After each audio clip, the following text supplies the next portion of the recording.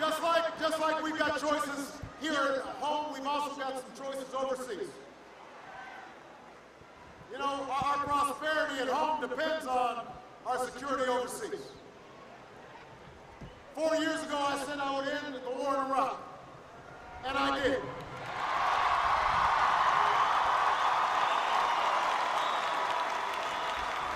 I said we'd wind down the war in Afghanistan, and we are. A new tower is rising over the New York skyline. Al-Qaeda's on the path to defeat, and Osama bin Laden is dead.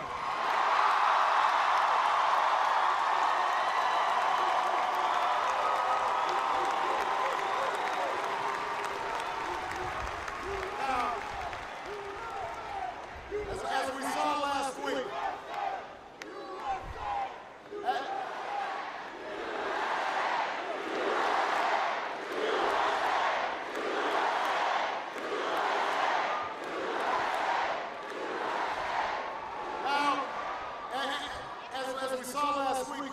still got threats out there. We saw the attack on our consulate, and we will bring those murderers to justice.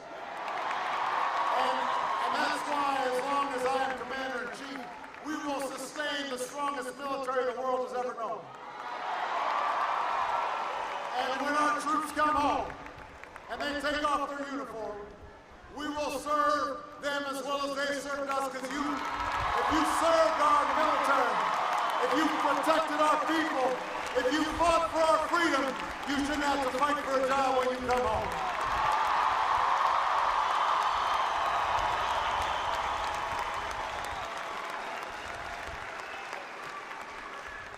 Mitt Romney, he thinks it was tragic for us to end the war in Iraq. He doesn't have a plan to end the war in Afghanistan. I have and I will. And I'll use the money we're no longer spending on war to pay down our debt and put folks back to work, rebuilding our roads and our bridges. After a decade of war, we need to do some nation building here at home.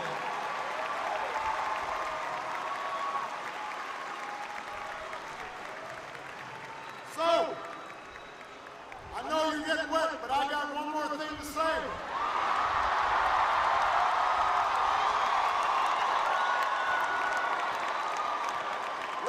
Little rain never hurt anybody.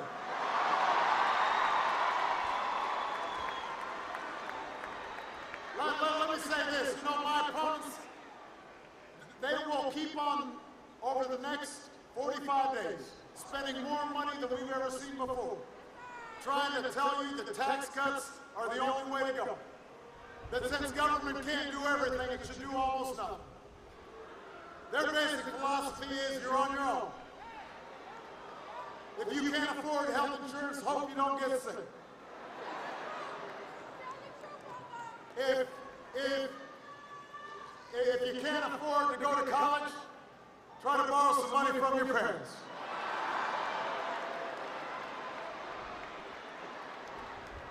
Let me tell you something, that's not who we are. I don't think government can solve all of our problems, but I don't think it's the source of all of our problems. I don't want to spend all our time blaming somebody else, blaming unions or blaming immigrants or blaming gay people or blaming some other group for our troubles.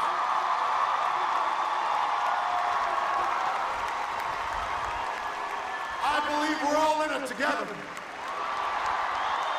I believe we've got to take responsibility for ourselves, but also look out for one another.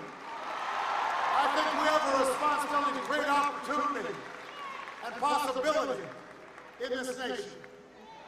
I don't think America is just about what can be done for us, it's about what can be done by us together. As one nation, as one people. That's what our election was 4 years ago. It was about you. You were the change. All of us coming together.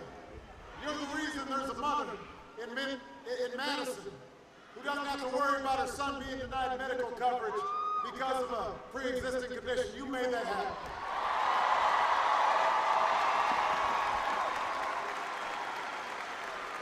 You're the reason there's a student at Marquette or University of Wisconsin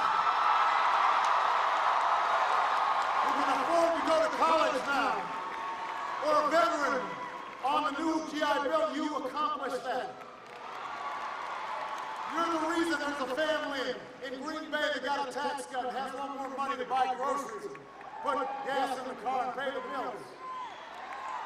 You're the reason that some young immigrant who grew up here and pledges allegiance to our flag won't be deported.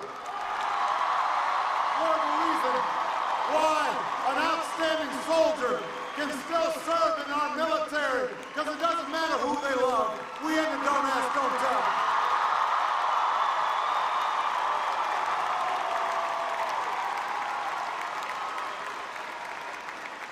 You did that. You're the reason that those families are welcoming home their incredible men and women who served us so bravely. You did that.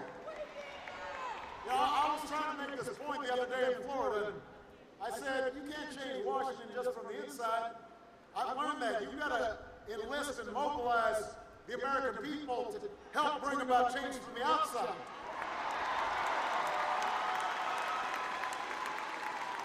You know, Mitt Romney heard me say that. He said, he started changing his speech. He said, he got all excited. I think Obama made a gaffe. So he stood up and he said, I'll get the job done from the inside. And that made me want to ask, what kind of inside job is he talking about?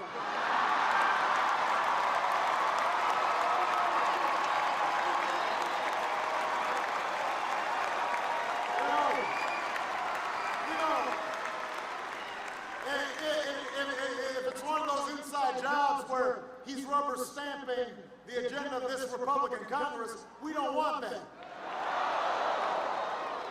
If it's the job of letting oil companies run our energy policy, or our insurance companies running our health care policies, or our outsourcers writing tax codes, that's not the inside job we want.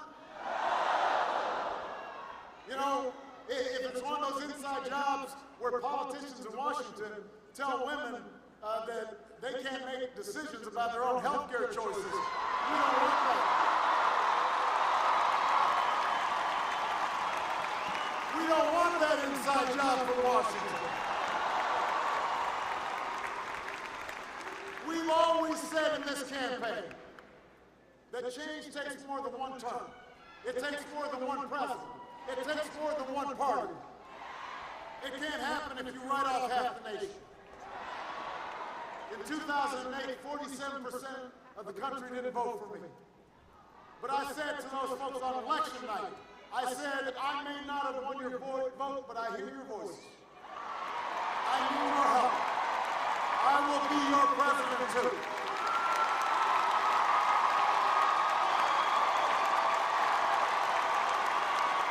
So I don't know how many folks will vote for me this time around, but I can tell you, I'll be with you no matter what.